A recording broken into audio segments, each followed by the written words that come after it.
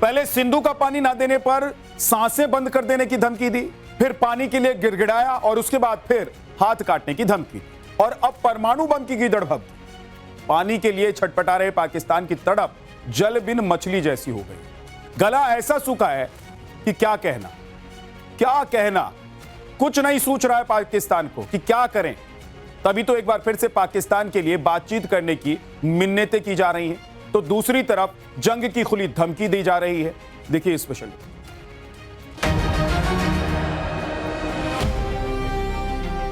पाकिस्तान का नंबर 1 नमूना एक बार फिर बिलबिलाया है। इंडस वाटर ट्रीटी पर एक बार फिर भारत को गीदड़ भभकी दी है। कभी सांस बंद करने की धमकी तो कभी ईंट से ईंट बजा देने की धमकी, लेकिन इस बार तो सीधे एटम बम ही निकाल लिया। डिप्टी पीएम से लेकर हुक्मरानों की पूरी कायनात ने एटम बम लेकर उछलना शुरू कर दिया।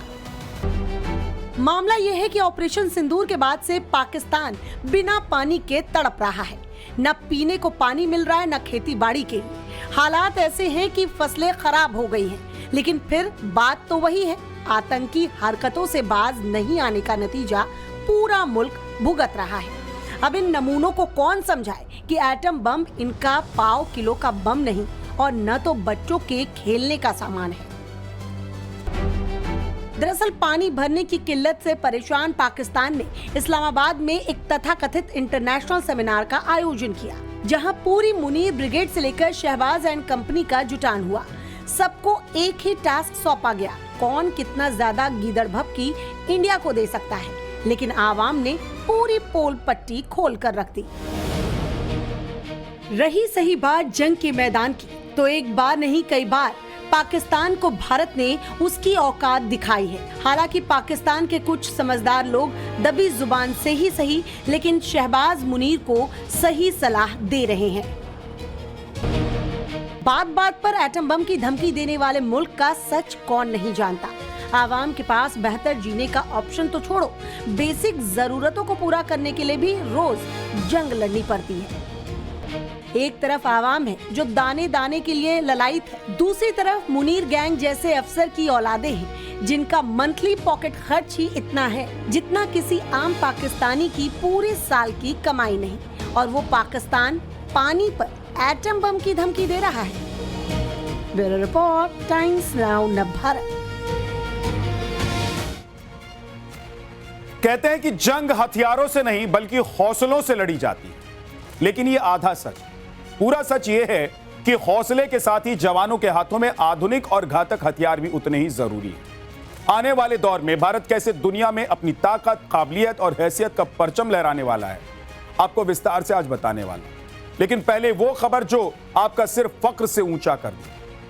भारतीय सेना ने सरहदों पर अपनी ताकत को दुगुना करते हुए एक बेहद खास और खतरनाक बाज बटालियन को मैदान में उतार दिया है। ये बटालियन क्या है, कैसे काम करती है और इस बटालियन की जरूरत क्यों पड़ी, ये रिपोर्ट देखिए। यकीनन देश के जाबाजों पर आपको फख्र होगा। दुनिया की हर चुनौती से निपटने की ताकत है, हर मोर्चे पर दुश्मन को खाक में मिलाने की काबिलियत है, और हिंदुस्तान की तरफ नजर उठाने वालों पर जल थल नभ से बारूद बरसाने की कुव्वत है। रेगिस्तान की रेत हो या बर्फीली सरहद, समंदर का पूर्वी छोर हो या पश्चिम का किनारा, जिक्र जब शौर्य और पराक्रम का होता है तो एक ही नाम आता है, और वो नाम है इंडियन आर्मी।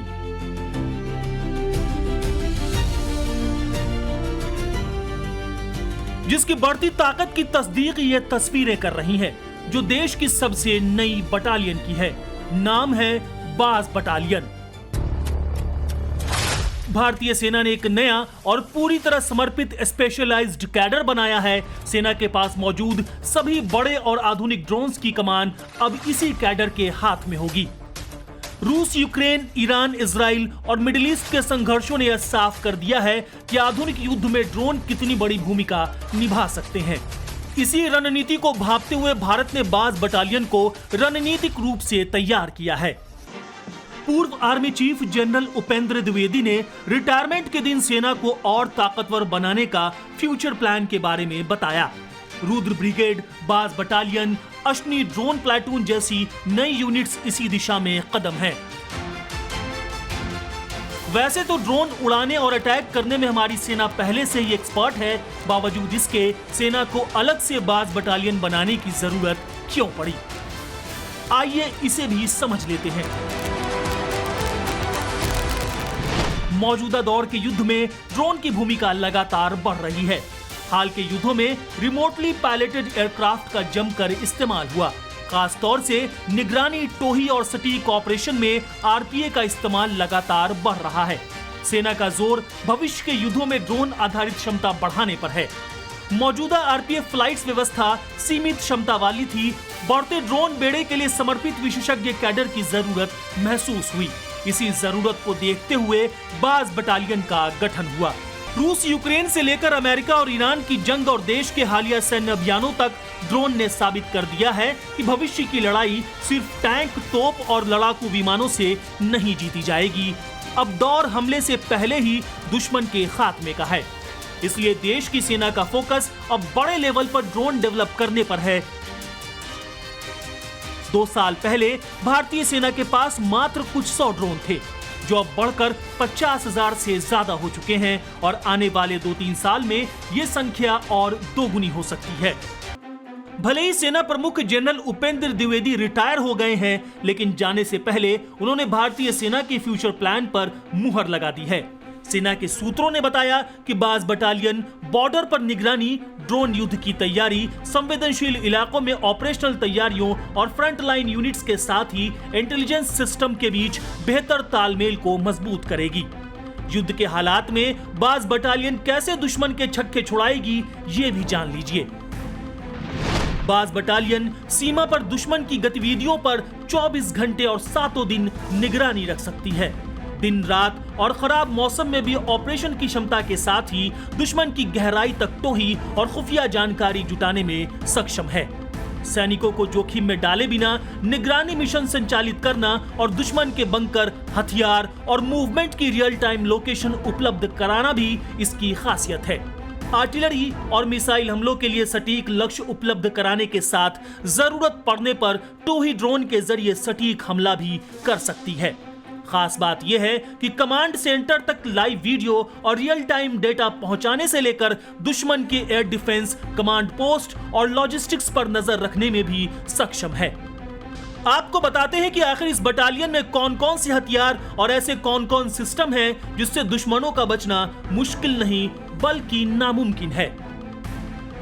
बाज बटालियन में medium altitude long endurance drone, precision guided missile, laser guided bomb, rocket pods, EOIR sensor जैसे घातक हथियार हैं। इसके साथ ही नाइट विजन और thermal imaging system, high resolution surveillance कैमरे मौजूद हैं।